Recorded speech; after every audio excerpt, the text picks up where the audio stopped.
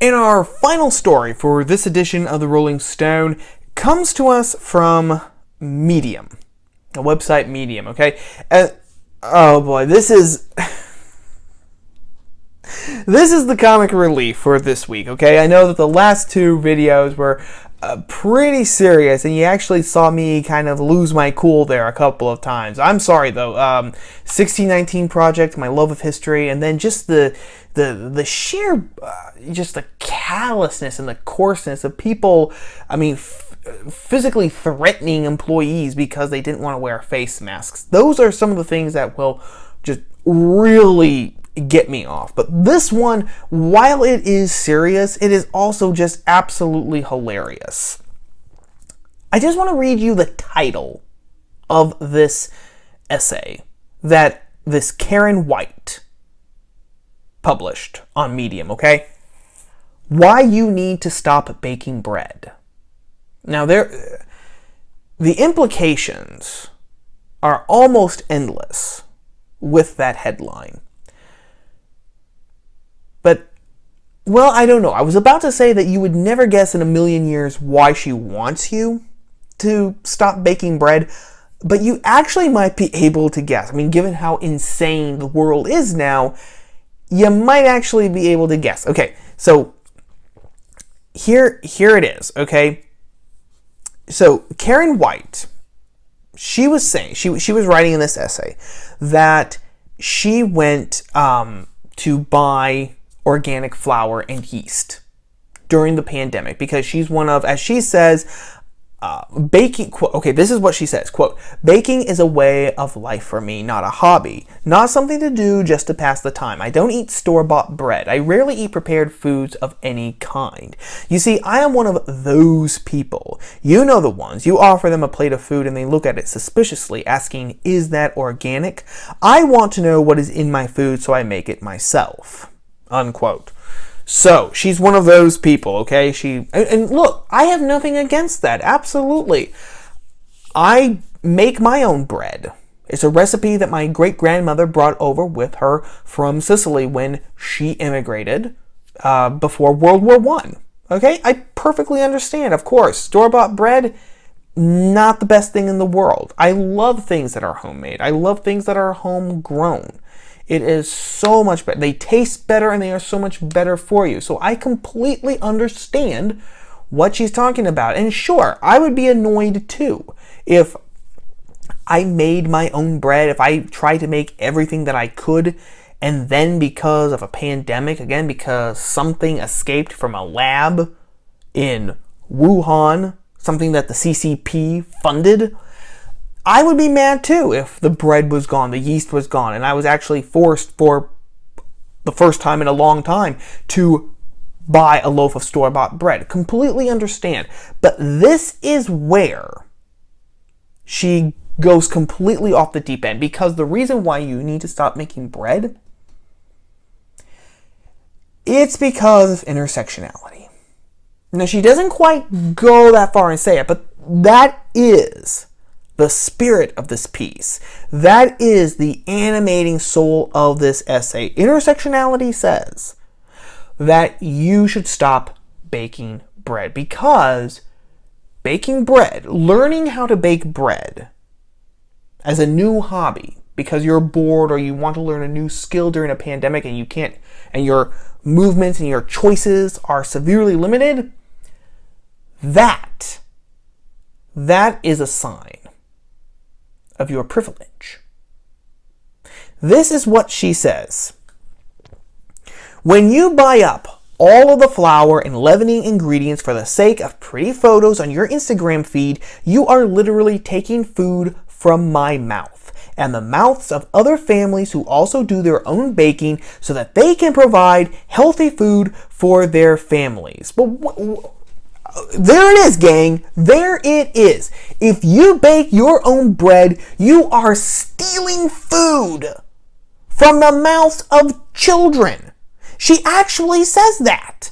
She says here, quote, yes, I know that sounds harsh, but I'm willing to bet that not a single one of them stopped to think as they grabbed the last of the flour and the yeast that they were robbing other people's children of their daily bread. Nope, I'm certain all they cared about was how impressed everyone was going to be with their picture of perfect loaves of bread. You know what? When I worked in the funeral industry, we had a saying, don't assume, because it makes you an ass. And there's a lot of truth in that saying. She is assuming, Caren White here, who wrote this essay, is assuming that all of the people, these evil people, who are trying to learn how to make bread during the pandemic, that all they're doing it for is so that they can post pretty pictures on Instagram. She has absolutely not one iota of proof of that. I would assume, on the other hand, that people are learning how to bake bread, yes, because they're bored, but also maybe because they want to learn how to bake bread. Are they just going to bake the bread and then throw it away? No, why would we assume that? They're going to eat the bread, of course. They're not stealing food, they're making food. Is Caren White saying that these people deserve to eat unhealthily so that other people can eat healthily? Well, where does that lead us? So there we get the intersectionality, see? If you bake bread, that is a sign of your privilege. I don't know what kind of privilege it is, but it's a sign of some sort of privilege. Because you are assuming that you are so damn important. You are such a hot shot. You are such a center of the world, a nucleus in the world that we live in today, that you should be able to eat healthy. These other kids over here, these families, you know what? They can just eat, Little Debbie's. They can eat that store-bought bread. You know what? They can die because, as everyone knows, you just need to eat one loaf of that, one slice of that bread, and it'll basically just cause you to die. It'll kind of grow like a sponge in your stomach and split you open like a bad 1980s horror movie. Although, actually, the stuff wasn't actually that bad of a movie. Look it up, Michael Moriarty. It's on IMDb. But that isn't her entire thesis. She doesn't come out and say that, but it is the animating force of her thesis. Now, this shows, in my mind, how prominent intersectionality has become. Because we've laughed at it, haven't we? We've laughed up our sleeves at it. We've laughed at intersectionality and how it divides everyone up into these little camps. And oh my gosh, we were asking ourselves, how much more ridiculous can it be? Here it is. Here it is. Baking violence. Domestic baking violence. I guarantee you that is going to become a new offshoot of intersectionality. Possibly even of critical theory. Because they both seem to be adding appendages onto themselves every single day. So I would, before you know it even, there are going to be academic papers written about this domestic baking violence. How people of privilege think that they deserve to make their own stuff, which thereby deprives poor people or other people who have already been making their own bread or whatever, their own food. They're depriving them of the resources that they need to actually make it. So, instead of just seeing it as, hey, more people want to eat healthy, more people want to be independent, more people want to try new things, expand their minds, this is a good thing. Nope, you can't do that because it's violence against the poor, or it's violence against people who have already baked. Well, where did they start learning it? That's something. There's no point in just throwing logic at it because this entire thing is illogical.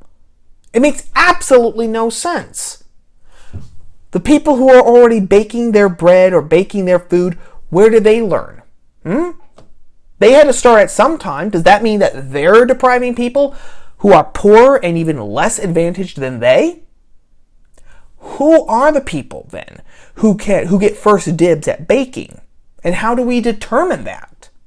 Wouldn't it be better for more and more people to learn how to bake so that more and more people would buy the flour and the yeast So then stores would stock up more on them.